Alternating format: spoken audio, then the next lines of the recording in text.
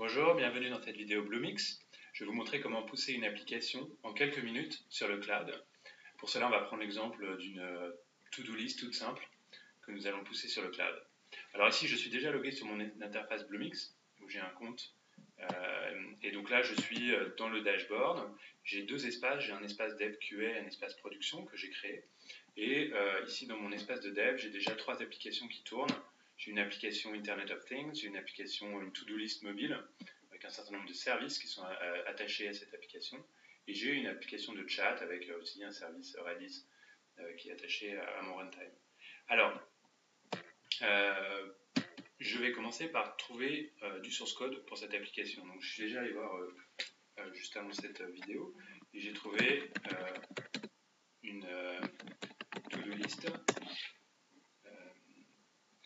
ici sur le GitHub. Je vais accéder exactement. Donc voilà, j'ai différentes implémentations de cette to-do list. J'ai une implémentation Node qui va m'intéresser. Et j'ai ici tous les fichiers, tout le source code, donc c'est parfait. Alors on va retourner ici, et puis on va faire un download zip. Ok, donc je vais faire un extract all files, et je vais me mettre sur le desktop. Ok, super. Alors attendez, c'est bizarre parce que j'ai rien vu passer, donc je vais le refaire. Je suis allé un peu trop vite. Browse sur le desktop. Ok, et extract. Très bien. En attendant, je vais retourner ici sur mon interface Bluemix et je vais créer un contexte d'exécution, un runtime pour cette application. Donc je vais me mettre dans l'espace production, puisque dans l'espace production, je n'ai pas d'application, donc ça va être plus simple pour voir ce que je crée. Donc je vais ici créer une application, ça va être une application mobile, et je choisis mon runtime. Donc comme vous voyez ici, j'ai un ensemble de runtime qui sont supportés, quasiment tous les langages supportés.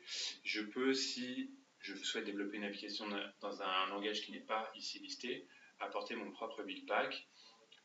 Mais ici, donc, je vais partir avec une application Node. Donc je vais lancer un runtime Node. Je peux accéder ici aux documentations et au starter guide. Et je vais directement commencer avec mon application. Je vais lui donner un nom. Donc je vais l'appeler to-do list 1, 2, 3. Voilà, c'est le nom de mon application. Et donc j'ai mon runtime Node qui va être créé dans mon espace production. Voilà. Donc ici j'ai mon un peu starter coding guide. Donc je peux soit commencer à coder avec mon IDE Eclipse, soit utiliser command line, soit intégrer avec les DevOps tools d'IBM. Donc là je vais suivre ni l'un ni l'autre, puisqu'en fait j'ai déjà mon source code déjà téléchargé. Je vais utiliser en fait la command line et je l'ai déjà téléchargé. Donc je vais directement aller sur mon application Overview. Donc ici je suis sur mon dashboard, dans mon application To-Do List, et j'ai uniquement un runtime pour le moment, Node, avec une instance, 256 mégas de mémoire allouée à cette instance, et l'application est en cours de staging. Ici j'ai accès à tous les logs liés à cette application. Je peux essayer d'aller faire une estimation du coût de cette instance, c'est pas le sujet aujourd'hui, mais c'est quelque chose que vous pouvez faire, ça vous permet de donner un peu de visibilité.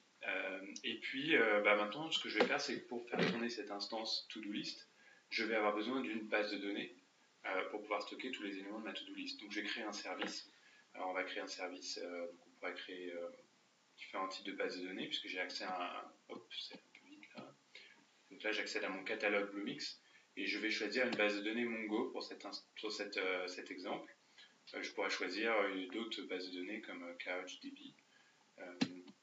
Mais ici, je vais partir avec mon MongoDB. Donc voilà, j'ai ici le service, je peux accéder à la documentation. Et puis ici, les différents paramètres de création de mon MongoDB.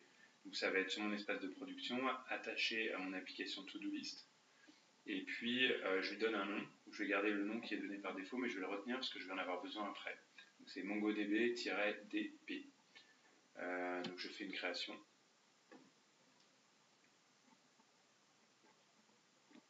Voilà, c'est créer le service associé à mon application To-Do List. Et je vais faire un restage pour que la création de ce nouveau service soit prise en considération. Donc, pendant que l'application est en restage, je vais retourner ici sur mon bureau où j'ai créé mon To-Do App, que je vais ouvrir.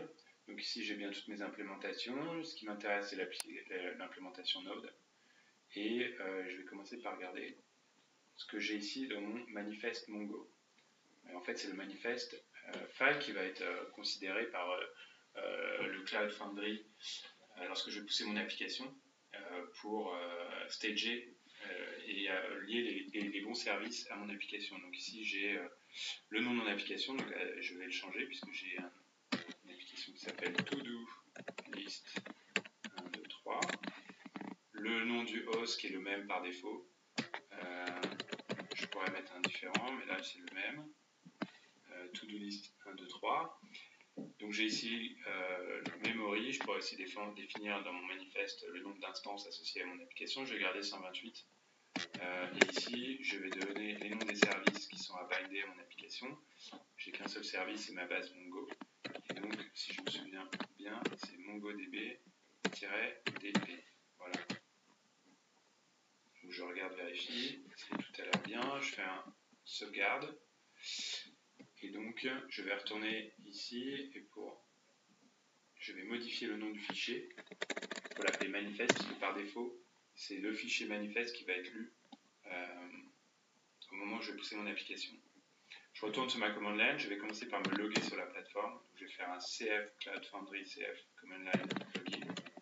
Par défaut, il va se loguer sur les dernières API sur lesquelles je me suis logué, qui sont les API de la plateforme US. Donc ici, si je retourne ici sur mon dashboard, ma région, je suis sur une plateforme aux États-Unis.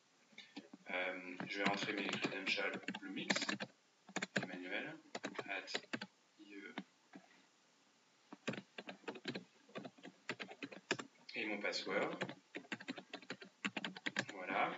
J'ai qu'une seule organisation, donc par défaut, il va se loguer sur mon organisation Emmanuel. Et puis, il va me proposer de me connecter sur un des espaces. Je vais me connecter sur l'espace de production. Et donc voilà. Alors, je vais maintenant me mettre dans le dossier où se trouve mon application. Alors, c'est To-Do. Voilà, et c'est Node.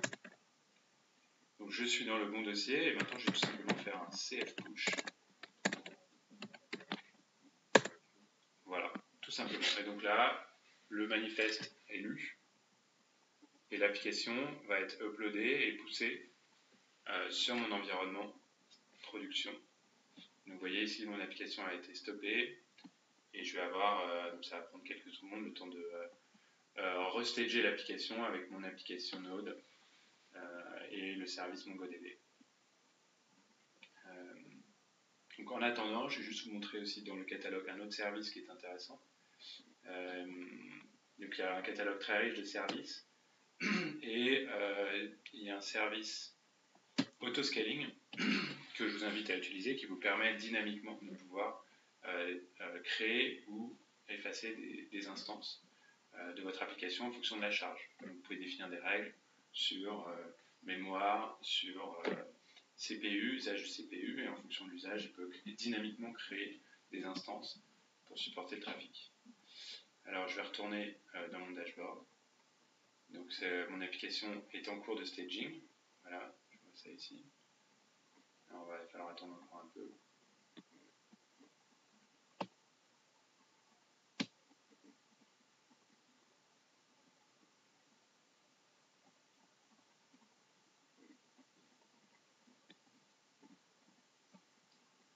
Donc mon application est encore en cours de staging. Voilà, et donc maintenant en ligne. Donc vous voyez, c'était très rapide. Et je vais pouvoir me connecter sur l'URL. Et j'ai maintenant ma to-do list. Et donc je peux enregistrer des articles dans ma to-do list. Donc vous voyez, c'était très rapide. C'est vraiment une application Node, un command push dans la command line, et mon application est up and running sur le cloud. Donc j'espère que cette vidéo vous a aidé et vous a donné envie de vous inscrire sur Bluemix. Si vous avez des questions, n'hésitez pas à me contacter, soit via mon email, soit via les réseaux sociaux. Je vous remercie et à très bientôt.